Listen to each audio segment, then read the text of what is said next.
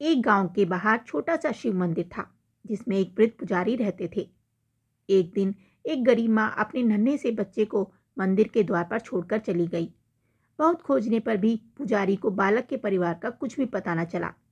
जब गांव का कोई भी व्यक्ति उस बालक का लालन पालन करने को तैयार न हुआ तो पुजारी ने भगवान शिव की इच्छा समझकर उसे अपने पास रख लिया और उसका नाम भोला रख दिया। गांव के श्रद्धालु भक्तों से जो कुछ प्राप्त होता उसे भगवान शिव का आशीर्वाद समझकर पुजारी जी बालक भोला का किसी तरह गुजारा करने लगे। यदि किसी दिन कम भी पड़ता तो पुजारी बालक और भगवान को भोग लगाकर स्वयं गंगा जल पीकर रह जाते। धीरे धीरे भोला बड़ा होने लगा और वह पुजारी के कामों में हाथ बटाने लगा। वृद्ध पुजारी के थके हारे हाथों को कुछ आराम मिलने लगा, इसलिए उन्होंने भोला को मंदिर की साफ सफाई, भगवान शिव की पूजा, उनको भोग लगाने, उनकी आरती करने की विधि अच्छी प्रकार समझा दी। अब वे स्वयं भगवान शिव के नाम जप और कीर्तन में समय व्यतीत करने लगे। एक दिन भगवान शिव के मंगलकारी नाम शिव शिव शिव शिव का जाप करते ही उनके प्राण छूट गए। अब बालक भोला का इस संसार में भगवान शिव के सिवा और कोई ना था। उसने पुजारी की ये 3 बातें कभी नहीं भूली। भगवान भोलेनाथ, शिव शंकर को ताजी गर्म रसोई का ही भोग लगाना, भगवान को भोग लगाए बिना स्वयं कुछ भी नहीं खाना, भगवान शिव पर विश्वास रखकर कभी भी किसी की वस्तु का संग्रह न करना, बासी भोजन का भी नहीं। यदि कोई भक्त पहले से बना भोजन या मिठाई मंदिर में दे जाता तो बालक भोला उसे गरीबों में बांट देता। वह ताजी रसोई बनाकर ही भगवान को भोग लगाता, उसके बाद ही स्वयं प्रसाद ग्रहण करता और यदि बचता तो उसे बांट देता। यदि रसोई बनाने को सामग्री न होती तो भोले बाबा और भोला भक्त दोनों गंगा जल पीकर रह जाते। एक बार बरसात का मौसम आया और 3-4 दिन तक मूसलाधार वर्षा होने से मंदिर में एक भी भक्त नहीं आया। भोला अपने भोले बाबा को गंगा जल का भोग लगाता और उसे ही पीकर रह जाता। भोले बाबा बालक की भक्ति और सहन शक्ति की परीक्षा लेते रहे, किंतु आखिर में अपने भक्त बालक को भूख से तड़पते देखकर उनसे रहा ना गया।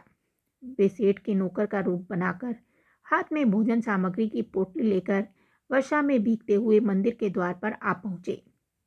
उन्होंने आवाज लगाकर भोला को बुलाया और उसके हाथ में पोटली देते हुए बोले, सेठ जी ने यह सीधा भेजा है, इसे रसोई में बनाओ, भोग लगाओ और स्वयं भी प्रसाद पाओ। मैं कल फिर आऊँगा। भोला भगत ने आशीर्वाद देकर उसे विदा किया और सूखी गीली लकड़ियों के धुएं में गर्म रसोई बनाकर भोले बाबा को भोग लगाया। पूरे बरसात के मौसम में भोले बाबा नौकर के वेश में भोला भगत को सीधा देने आते रहे और स्वयं भी गर्मा गर्म रसोई का भोग पाते रहे। एक दिन भोला भगत ने सोचा कि सेठ जी को सीधा भेजते हुए 4 महीने हो चले हैं, किंतु वे कभी मंदिर में भोले बाबा का प्रसाद ग्रहण करने नहीं आए। अगले दिन जब भोले बाबा नौकर के वेश में सीधे की पोटली देने आए तो भोला भक्त उनसे बोला, भाई, तुम्हारे इतने धर्मात्मा सेठ जी कभी स्वयं मंदिर में प्रसाद लेने नहीं आए। इस कारण मेरा हृदय अत्यंत दुखी हो रहा है।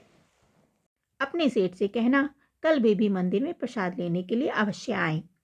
सुनकर नौकर बोले भोले बाबा चौंक कर घबरा उठे और बोले, पुजारी जी, सेठ जी मेरे द्वारा आपको सीधा भेजते हैं, आप इससे भगवान का भी भोग लगा लेते हैं और स्वयं भी प्रसाद पाते हैं।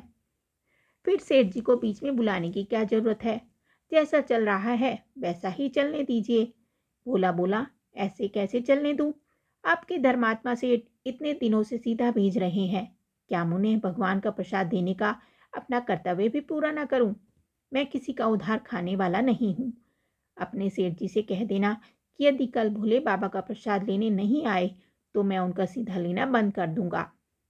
नौकर बने भोले बाबा तो पहले अपने भोले भगत की अकड़ देखकर कांप उठे और यह सोचकर मन ही मन हंस पड़े और बोले, अरे वाह, आज तो लेने वाला ही देने वाले पर अकड़ दिखा रहा है। लेकिन सरल हृदय भक्त के मनोभाव पर रीझकर वे बोले, ठीक है पुजारी जी, कल सेठ जी मंदिर में प्रसाद लेने जरूर आएंगे। दूसरे दिन बड़े सवेरे ही भोले बाबा नौकर के वेश में दूध और बहुत सारी सामग्री लेकर मंदिर पहुंच गए। भोला चौंकते हुए बोला, भाई आज इतना सारा सीधा किस लिए ले आए? नौकर बने भोले बाबा बोले, पुजारी जी भूल गए क्या? आज आपने सेठ जी को प्रसाद के लिए बुलाया है, इसलिए आप छक्कर रसोई बनाए और भोले बाबा को भोग लगाइए। यह तो बता दीजिए कि सेठ जी किस समय पधारेंगे। भोला ने खुश होकर उन्हें सेठ जी के आने का समय बता दिया। अब भोला भगत की इच्छा पूर्ण करने के लिए भोले बाबा कैलाश पर सेठ का रूप धारण करने लगे। इधर अपने स्वामी को एक प्यारे भक्त के यहाँ जीवने जाने का समाचार सुनकर ममतामयी अन्नपूर्णा माँ पार्वती भी भला कैसे पीछे रहती। वे भी पति की आज्ञा लेकर सेठानी का रूप धारण करने में जुट गई। भोले बाबा ने अपने गले से मुंडों की माला उतार दी, शरीर पर लगी भस्म, कमर पर पहना हुआ बागंबर और बाहों और कानों में पहने सांपों के हार भी उतार कर रख दिए। उन्होंने एक मखमल का सुंदर कुर्ता धारण कर लिया, अपनी जटाएं सीधी कर गंगा और चंद्रमा को उसमें छिपा लिया और ऊपर से एक सुंदर रंग बिरंगी पगड़ी पहन ली। सदैव नंगे पैर विचरण करने वाले शिवजी ने आज अपने पैरों में रेशमी जूतियां पहन ली। हाथ का त्रिशूल और डमरू भोले बाबा ने नंदी के हाथ में थमा दिया और अपने हाथ में एक सुंदर छड़ी लेकर पार्वती जी के तैयार होने की प्रतीक्षा करते हुए कैलाश पर चहलकदमी करने लगे। इधर पार्वती जी घंटों से मेकअप करने में जुटी हुई थी। उन्होंने आज अपने पति देव के नगर में बनी सुंदर बनारसी साड़ी निकालकर पहनी, जिसका रंग सेठ बने शिवजी के कुर्ते से मैच कर रहा था। उन्होंने सोने चांदी हीरे के जगमगाते हुए आभूषण धारण कर लिए, पैरों में सुंदर सैंडल पहन ली, बगल में सुंदर सा पर्स लिया और भोले बाबा के बार बार आवाज लगाने के बाद श्रृंगार कक्ष से बाहर निकल कर आई। जब पार्वती जी और शिव जी ने एक दूसरे को सेठ सेठानी के वेश में देखा तो वे चकित होकर एक दूसरे को निहारते ही रह गए। दोनों एक दूसरे को देख देख कर निहाल हुए जा रहे थे। इससे पहले उन्होंने कभी एक दूसरे का ऐसा सुंदर रूप नहीं देखा था। जब भगवान गौरी शंकर सेठानी सेठ का रूप धरकर कैलाश से अपने भक्त के यहाँ दावत उड़ाने चले तो गणेश, कार्तिकेय, नंदी, ऋषि मुनि, देवता, देवंगनाएं भी उन्हें देखकर ठगे से रह गए। सेठ बने शिवजी अपने हाथ में ली हुई छड़ी को अदा से घुमाते हुए पृथ्वी पर टेकते हुए चल रहे थे और उनके पीछे पीछे बगल में पर्स दबाए अपनी मॉड सैंडल टक टक और पायलों से छन छन की मधुर ध्वनि करती हुई माँ पार्वती सेठानी बनी हुई चल रही थी। इधर भोला भक्त आज सुबह से ही सेठ जी के स्वागत में अलग अलग पकवान बनाने में जुटा हुआ था। अपने भोले बाबा का भोग तो वह चलते फिरते बना लेता था, किंतु आज उसे कई महीने से भगवान को भोग लगाने के लिए सीधा भेजने वाले सेठ जी को प्रसाद देना था। आज उसने अपनी सारी पाक कला झोंक डाली थी। उसने सेठ जी द्वारा भेजे हुए चावल धोकर खीर बनाई, उसे धीमी आंच पर पकाकर गाढ़ा किया। उसमें सेठ जी के द्वारा भेजे हुए पिस्ते, बादाम, केसर, किशमिश डाले। मिर्च और अदरक को कूटकर उसे बाजरा, बेसन और गेहूं के आटे में भर भर कर मोटे मोटे मिस्से रोटी बनाई। रसोई बनाकर भोला भगत पुनः स्नान करने चला गया ताकि स्वच्छ वस्त्र पहनकर भोले बाबा को भोग लगा सके। जब भोला भगत स्नान करके लौटा तो देखा सेठ जी प्रसाद ग्रहण करने के लिए स्वयं तो आए ही हैं, संग में अपनी सेठानी को भी ले आए हैं। भोला ने झट दोनों से राम राम की, उन्हें आसन देकर बैठाया और बोला, मैं अभी भगवान को भोग लगाकर आता हूँ, फिर आपको प्रसाद दूंगा। भावना के भूखे भोले बाबा से भूख सहन नहीं हो रही थी, इसलिए वे बोले, पुजारी जी भगवान को जल्दी से भोग लगाइए, मुझसे भूख सहन नहीं होती। भोला भगत बोला, सेठ जी भूख तो मुझे भी बड़े जोर से लग रही है, किंतु मैं अपनी भूख के कारण भगवान को भोग लगाना नहीं भूलता।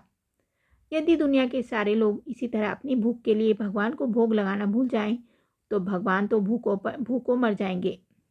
सेठ जी बने भोले बाबा एक पत्तल उठाते हुए बोले, पुजारी जी आप भोग लगाइए, इधर मैं पत्तल परोस लेता हूँ, मुझसे भूख सहन नहीं हो रही है। भोला भगत सेठ जी बने भोले बाबा को डांटते हुए बोला, सेठ जी भगवान के काम में ना तो जल्दबाजी चलती है और ना कंजूसी। मैं जब तक भगवान को भोग नहीं लगा लेता आप रसोई के पास भी नहीं पटक सकते। चुपचाप इधर बैठ जाइए और ओम नमः शिवाय जपते रहिए। मैं अभी आता हूँ, आपको पेट भर भोजन कराता हूँ। सेठ बने शिव जी डांट खाकर चुपचाप अपने आसन पर जा बैठे। सेठानी बनी पार्वती उनकी यह दशा देख बड़ी मुश्किल से अपनी हंसी रोक पाई। लेकिन जैसे ही भोला भगत पत्तल में सामग्री लेकर भगवान को भोग लगाने मंदिर में गया, शिवजी पार्वती को मौन रहने का संकेत करते हुए चुपके चुपके पैर रखते हुए रसोई में पहुंच गए और उन्होंने एक एक व्यंजन उठाकर चखना शुरू कर दिया। भोले बाबा तो प्रसाद को चखते ही भौचक्के रह गए।